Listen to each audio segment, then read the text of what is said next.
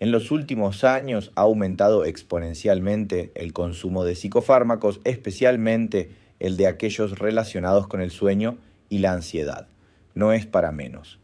Tras que venía aumentando de forma sostenida en la etapa previa al 2020, la pandemia no hizo más que empeorar esta situación junto con las convulsiones que vive nuestro mundo actual.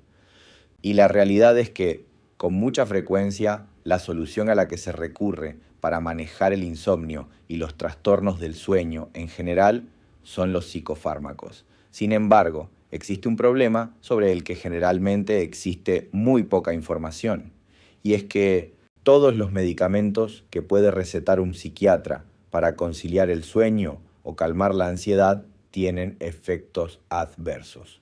Algunos bastante serios, como veremos más adelante, y muchos de ellos, si se mantiene su consumo durante un largo plazo, están relacionados con algunos tipos de demencia en la tercera edad. Esto no quiere decir que en todos los casos nos haga mal tomar un medicamento para poder dormir, ya que no es lo mismo consumir un ansiolítico o un antidepresivo a los 30 años durante un lapso de 6 meses, que hacerlo sostenidamente durante 10 años en una etapa cercana a la tercera edad. Por otro lado, también es cierto que en muchos casos la experiencia muestra que puede ser mayor el daño de un sueño muy deficiente durante mucho tiempo que el daño que pueden generar los medicamentos psiquiátricos. Pero una cosa es recurrir a esta herramienta química para salir de una etapa de gran desequilibrio y otra cosa es delegar de manera permanente la función del descanso y del sueño en un psicofármaco con efectos adversos comprobados. En las consultas nos hemos cruzado muchas veces con personas que, frente a la frustración de no poder solucionar este tipo de problemas, de alguna manera se desaniman y se autosentencian con la frase "no puedo dormir" o "si no tomo las pastillas no duermo". Debemos tener mucho cuidado con la manera en que interpretamos nuestros problemas y enunciamos la situación que estamos viviendo. No es lo mismo decir "no puedo dormir" que decir "estoy teniendo problemas para dormir". En la primera opción ya nos autosentenciamos, ya hemos renunciado a poder encontrar una solución al problema, y en la segunda lo percibimos como algo transitorio. Cuando tenemos que recurrir a la medicación, estamos delegando el poder en ese químico, es decir, estamos estableciendo un vínculo de dependencia con un psicofármaco. Y como ocurre con todas las dependencias, esto no es gratuito. Las dependencias, ya sean a sustancias, a personas o a instituciones, suelen pasarnos facturas a veces con costos bastante altos.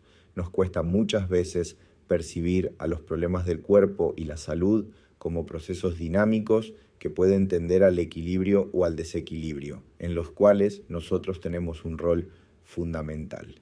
Y lo tenemos porque somos los protagonistas de nuestra propia historia. Recuperar esta autoridad sobre nosotros mismos, sobre nuestro cuerpo y sobre el rumbo de nuestra vida es una de las propuestas principales de este libro.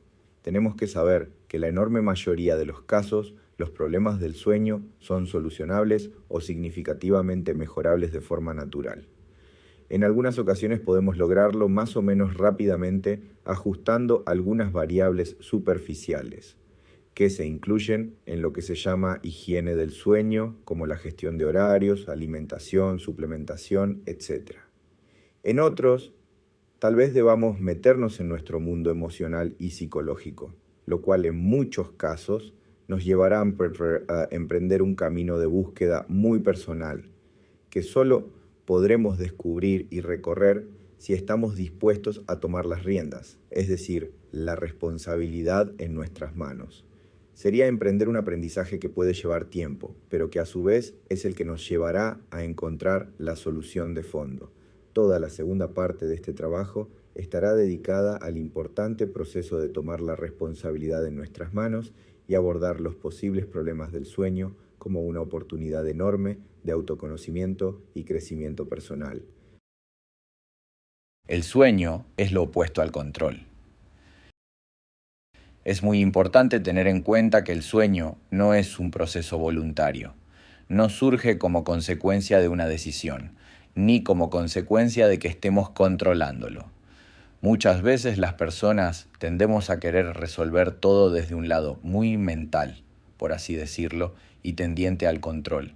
Y es por eso que buscamos fórmulas que nos den los pasos exactos que debemos dar para solucionar el problema. Los trastornos del sueño generalmente no se resuelven si tratamos de hacer modificaciones desde nuestro lado racional y controlador, sin involucrarnos emocionalmente, sino más bien todo lo contrario. Tienden a mejorar cuando soltamos el control y a su vez como consecuencia de que estemos dispuestos a escuchar el mensaje oculto detrás de ellos, sea cual fuere ese mensaje, incluso aunque nos lleve a replantearnos aspectos más o menos profundos de nuestra vida. Si no estamos dispuestos a hacernos este tipo de planteos, es posible que sea mucho más difícil o que directamente no podamos solucionar nunca el problema de forma estable, es decir, duradera en el tiempo. Dicho sea de paso, si tomamos conciencia de que, como decíamos, nuestro lado controlador no es el que nos va a ayudar a encontrar un sueño reparador, deberemos ir encontrando la manera de que este aspecto de nuestra personalidad se serene y suelte el mando.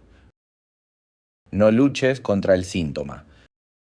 Como decía anteriormente, esta perspectiva nos invita a cambiar el foco, es decir, por un lado, a dejar de obsesionarnos con lograr un resultado inmediato en la manera de dormir, ya que empezamos a caer en la cuenta de que muchos problemas humanos no se resuelven controlando sus consecuencias. Y por otro lado, nos invita a mirar todo este asunto con más amplitud, confiando en que hay un camino que podría resultar un poco más lento, pero que, a la larga, será más eficaz. Desde luego, esto nos llevará, en algunos casos, a enfrentarnos a problemas que quizá no sean fáciles de resolver. Como probablemente estés imaginando todo esto, no ocurrirá de un día para otro. Pero mirado desde cierto ángulo, incluso te propongo considerar la posibilidad de que en algún momento futuro agradezcas haber pasado por todo esto, porque puede que en algún momento adviertas que, si no hubieras tenido estos problemas, no habrías caído en la cuenta de la importancia de tomar conciencia de algunas cosas y tomar decisiones. Es decir, de hacer cambios en la dirección de un tipo de vida más pleno, o más acorde a lo que realmente quieres. La apertura y la flexibilidad, por otro lado, serán cualidades importantes. A veces incluso, el cambio tiene un rumbo paradójico. En ocasiones, las cosas se empiezan a acomodar recién cuando descubrimos que lo que buscábamos no era lo que necesitábamos. A veces el camino que nos ofrece un mayor crecimiento y expansión como seres humanos es el que vamos descubriendo a partir del sufrimiento, es decir, de ciertos golpes que nos da la vida como para que enderecemos el timón. Solo hace falta que estemos atentos y no demasiado rígidos ni obsesionados con los planes iniciales. No desesperes, tómalo como un proceso. La falta de resultados inmediatos no debe frustrarnos en absoluto. Es muy raro lograr resultados instantáneos y muchas veces la angustia y la frustración vienen porque esperamos cambios importantes demasiado pronto. Nos va a convenir tomarlo como un proceso de gradual acomodación, como un lento aprendizaje en el que iremos descubriendo de a poco cómo encontrar nuestro equilibrio, principalmente a partir de ir aumentando el contacto con nosotros mismos, un proceso fundamental que veremos en capítulos posteriores.